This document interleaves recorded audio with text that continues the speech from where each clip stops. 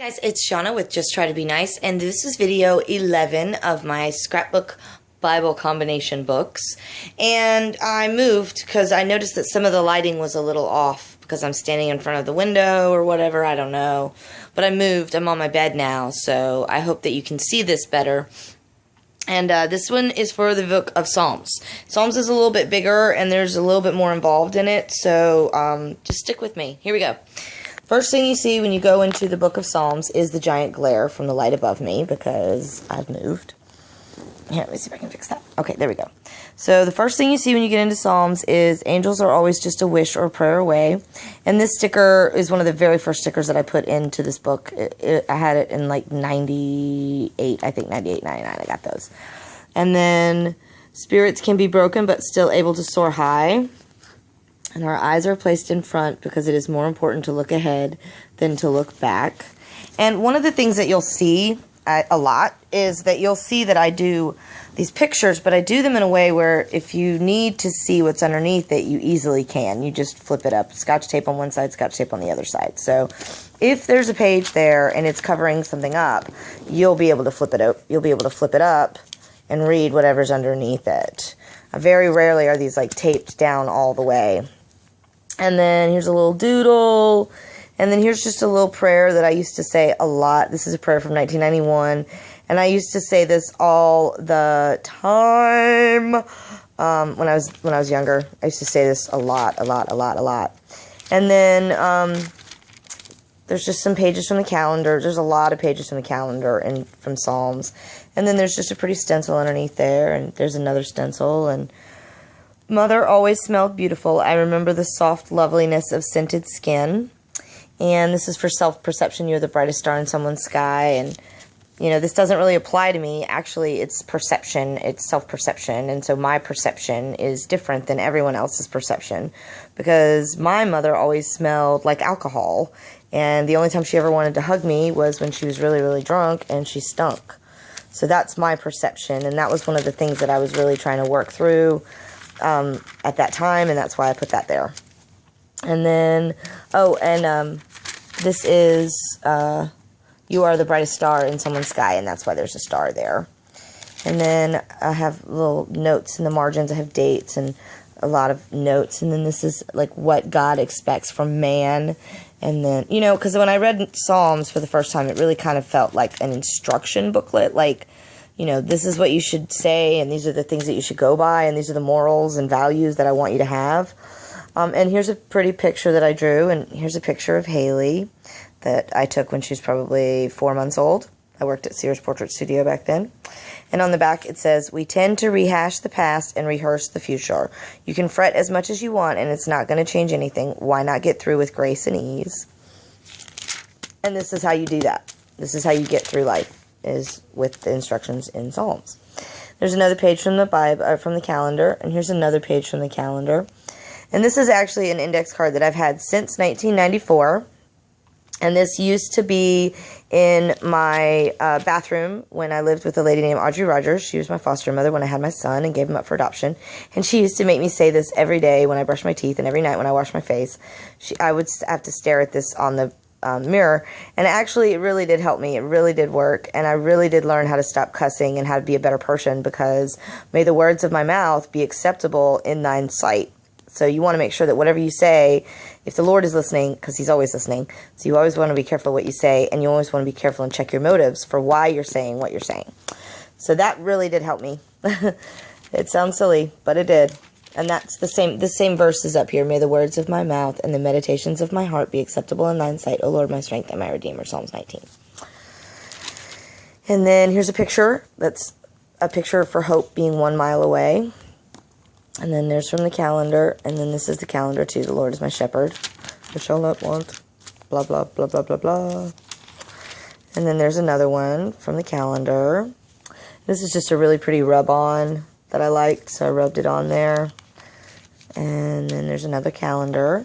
This is a recipe for chest cold tea. If you have a chest cold, then this tea is really, really good. It helps get rid of all that nasty stuff. It's like an expectorant. There's another page of the calendar.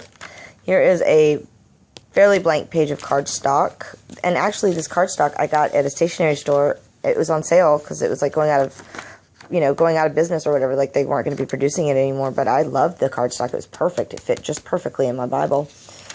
And then here's another page of the calendar. There's another page of the calendar. There's some stickers, because this is all about hope. And then there's some stickers of the princess. And this specific princess, I believe, is Cinderella, who went through a lot, but in the end, she got rewarded for it. And then there's another page from the calendar. Ooh, sticks. That got bent. Whenever the calendar pages touch, like if this were to touch this, they have a tendency to stick to each other for some reason. I don't really know why. There's another page of the calendar. There's another page of the calendar.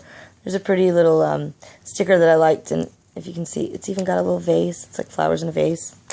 And then when we open ourselves to our angels' messages, everything becomes easier, because that's all about healing the brokenness. And, you know, you can call on angels to help you when you feel overwhelmed and you can't handle it.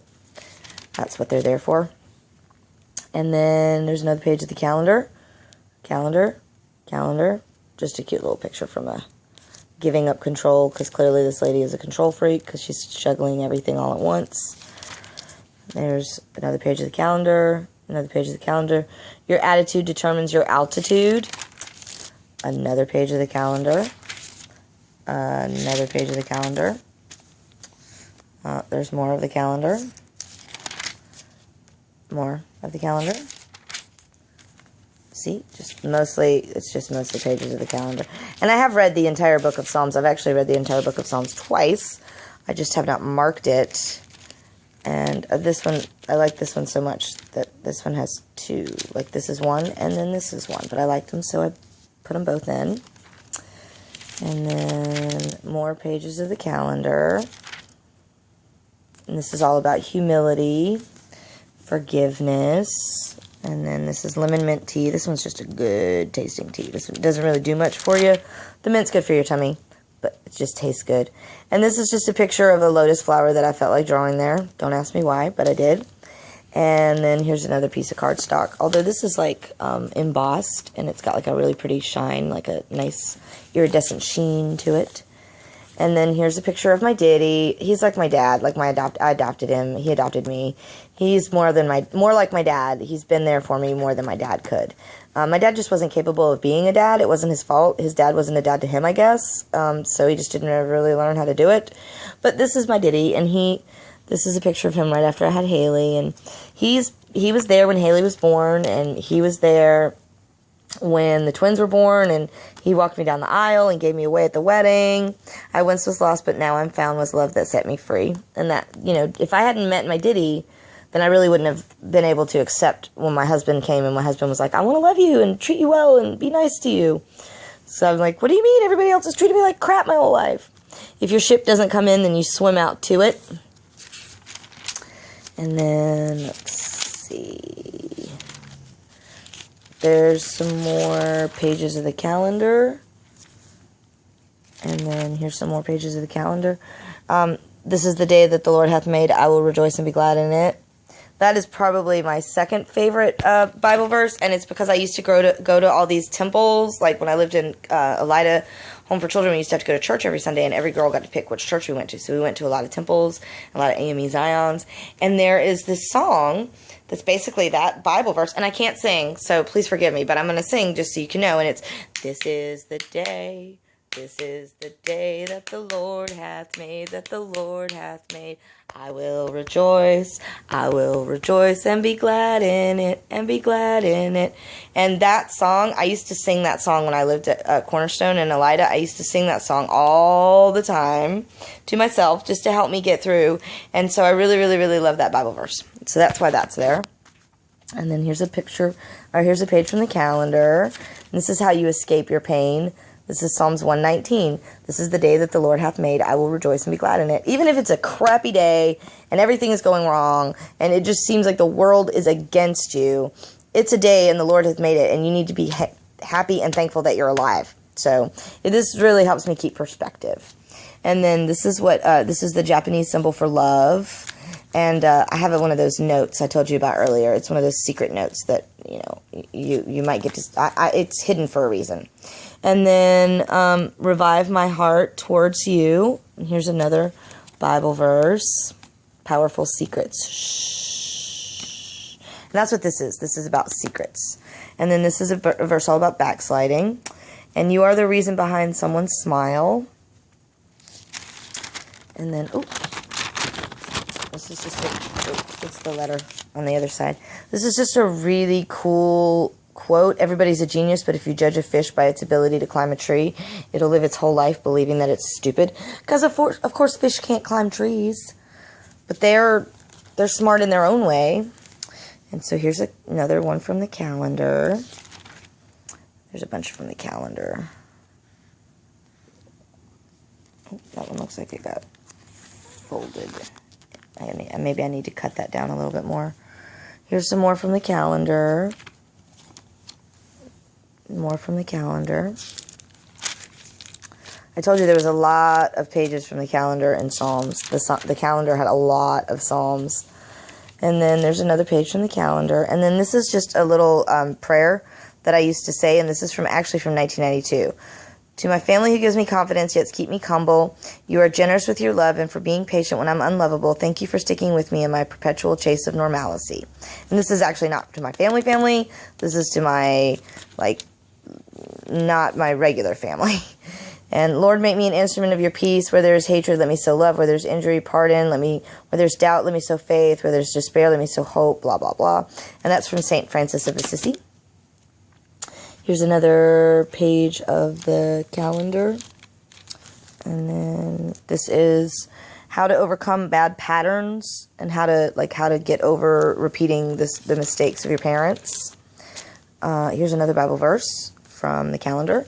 There's another one from the calendar. There's another one of those little origami things that I made. And then there's another page of the calendar, another page of the calendar. But under that is a sore throat tea. This is a tea that you can use if you have a sore throat. And then this is the end of Psalms. And then here is a tea for cramps. This one will make you a little drowsy because of the valerian root and the chamomile, but it will help get rid of cramps. It really, really, really, really, really will.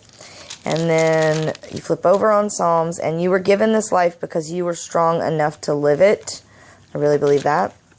And then here's just some notes, notes on, different things that I wanted to study on in the Bible.